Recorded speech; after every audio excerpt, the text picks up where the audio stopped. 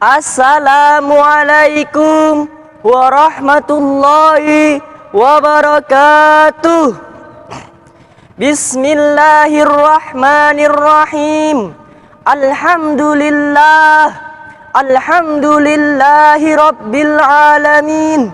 Wassalatu wassalamu ala asrafil anbiya'i wal mursalin Sayyidina Muhammad wa ala alihi wa ashabihi ajma'in. Amma ba'd. Yang kami hormati Dewan Hakim yang mulia dan para mustami'in yang berbahagia, berbagai kabar palsu yang akhir-akhir ini masuk ke smartphone kita sungguh membuat kita bingung. Terkadang kita larut dalam kemarahan karena mendengar kabar tersebut membuat hati kita teriris. Terkadang spontanitas kita membagikan ke kontak dan grup di HP. Unfortunately, saat dicek kabar tersebut palsu alias hoax. Daya kritis manusia dalam memahami berita seakan mati rasa. Apapun yang dibaca, jika sesuai dengan selera, langsung dimakan mentah-mentah dan dipercaya. Jika tidak sesuai dengan selera, langsung divonis sebagai berita bohong alias hoax. Ini masalah serius. Melihat berita dengan selera telah menghalangi terciptanya kultur tabayun, konfirmasi informasi di masyarakat kita. Selama berita sesuai dengan selera, kita menyebarkannya kemana-mana melalui media sosial yang hampir dipakai seluruh penduduk Indonesia. Lalu bagaimana sikap agama menanggapi hal ini? Sikap agama jelas tidak ada ruang untuk kebohongan dalam agama. Anehnya ada orang yang mengatakan bahwa penyebaran fitnah adalah tanda kepasaran kita kepada Allah Subhanahu wa taala. Hadirin rahimakumullah, bagaimana cara kita untuk menerima setiap berita? Mari kita simak firman Allah Subhanahu wa taala sebagai berikut ini. A'udzu billahi minasyaitonir rajim. Bismillahirrahmanirrahim. Ya ayyuhalladzina amanu in ja'akum fasikum binaba'in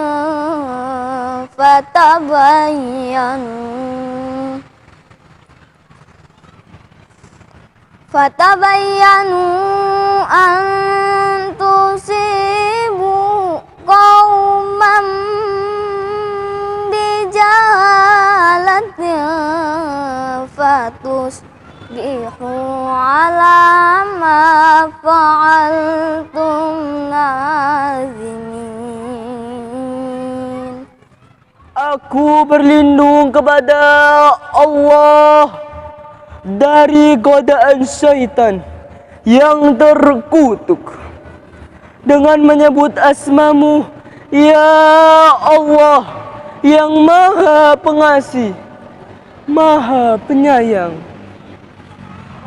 Wahai orang-orang yang beriman, jika ada seorang fasik yang datang kepada kalian dengan membawa suatu berita penting, maka tabayunlah, agar jangan sampai kalian menimpahkan suatu bahaya pada suatu kaum atas dasar kebodohan kalian. Akhirnya kalian menjadi menyesal atas perlakuan kalian. Hadirin rahimakumullah, dalam tradisi Islam terdapat ilmu mustalah al-hadis. Saya tidak akan menceritakan panjang lebar ilmu tersebut. Saya hanya ingin mengatakan, dalam memahami berita, seharusnya umat Islam mengacu pada ilmu tersebut. Tidak mudah mengambil kesimpulan dan harus melakukan cross check kritis pada sumber tersebut. Siapa yang memberitakannya, sampai proses pengikisan penambahan berita bohong yang menyertainya. Selanjutnya, berikut tips agar kamu dapat bermedia sosial secara cerdas dan secara ajaran Islam. Yang pertama, gunakan sosmed untuk bersilaturahmi, bukan mencari musuh. Allah Subhanahu wa Ta'ala menciptakan manusia berbagai latar belakang, suku, ras, agama, dan antar golongan.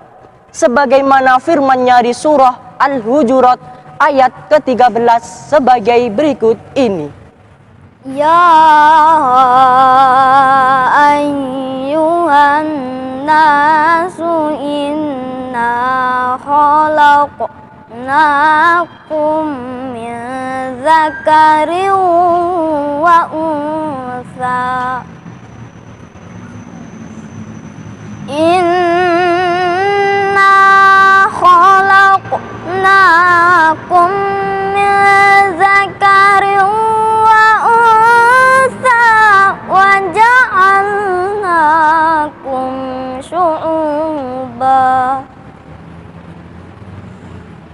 wa ja'alnakum syu'uban wa qabaila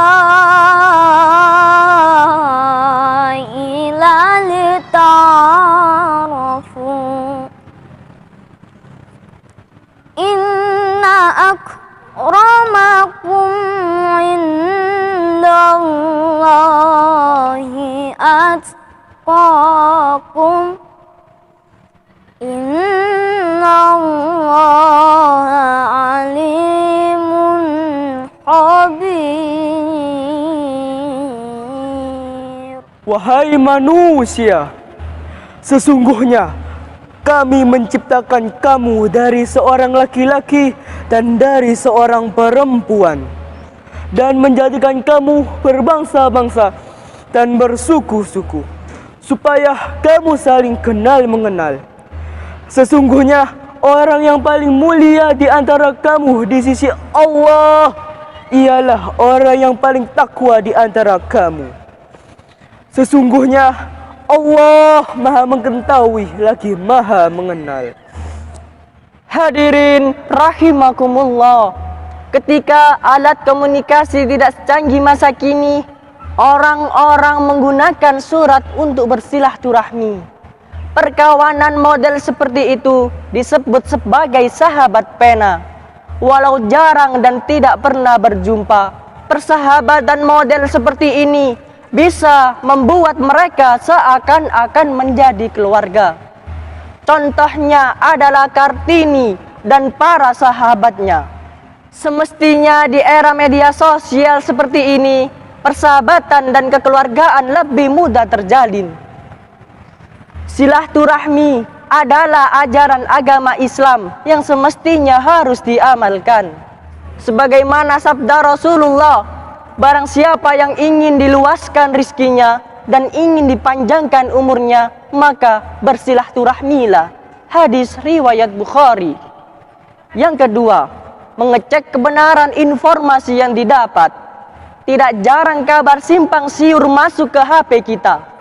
Tahan, jangan asal main sebar, khususnya berita-berita negatif provokasi. Mari kita cek kebenaran itu terlebih dahulu.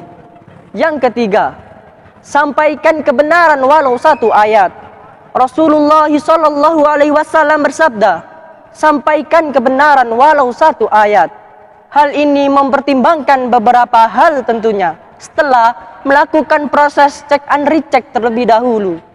Jangan sampai kabar bohong menjadikan kebenaran, lalu menjerumuskan diri kita kepada jurang fitnah. Na'udzubillahi min dzalik.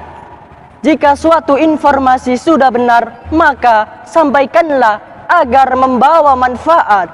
Klik, komen, share. Yang keempat, jangan membuat dan menyebar fitnah.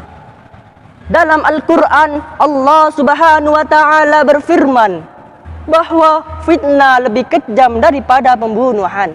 Surah Al-Baqarah ayat 191. Maka dari itu, kita harus berhati-hati dalam menyebar sesuatu yang belum pasti kebenarannya, karena fitnah dapat membuat seseorang terzalimi.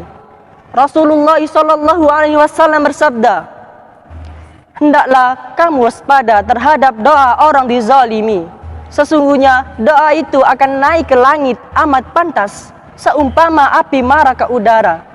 Jika ternyata apa yang kita sebar adalah fitnah yang membuat seseorang terzalimi, jangan sampai. Kelima, berprinsip praduga tak bersalah dan berkata baik. Seringkali kita jumpai di sosmed seseorang menghujat orang lain karena dianggap bersalah dengan kata-kata makian. Jangan sampai, karena ada dua dosa yang akan ditanggung: dosa menghakimi tanpa bukti dan dosa memaki. Terutama pada praduga tak bersalah, di ayat Al-Quran Allah Subhanahu wa Ta'ala berfirman sebagai berikut ini: Ya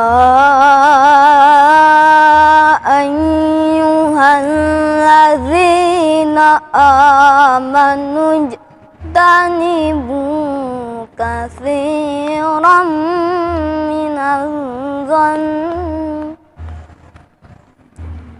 inna ba'dadh zanni ismu wa la tajassasu wa la yaghtab ba'dukum ba'da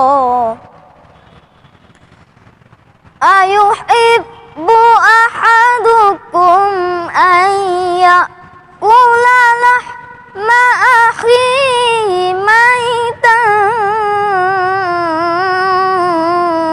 fakarihtum wattaqullah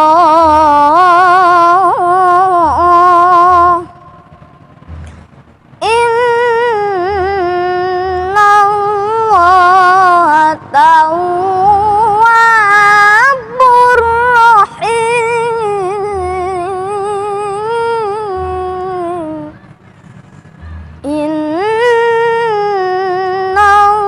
innallaha tawwabur rahim. Shadaqallahul azim. Wahai orang-orang yang beriman, jauhilah kebanyakan berprasangka, karena sesungguhnya tindakan berprasangka itu adalah dosa. Dan janganlah kamu mencari-cari kesalahan orang lain, dan janganlah ada di antara kamu yang menggunjingkan sebagian lain. Apakah ada di antara kamu yang suka memakan daging saudaranya yang sudah mati? Tentu kamu merasa jijik, dan bertakwalah kepada Allah. Sesungguhnya Allah Maha Penerima Taubat, lagi Maha Penyayang. Maha benar Allah dengan segala firman-Nya. Hadirin rahimakumullah, itulah beberapa tips untuk menjaga etika di media sosial. Semoga kita bisa menjadi umat Rasulullah yang mengikuti ajaran Islam yang salam damai tanpa hoax. Turn back hoax. Wallahu a'lam bissawab. Wassalamualaikum warahmatullahi wabarakatuh.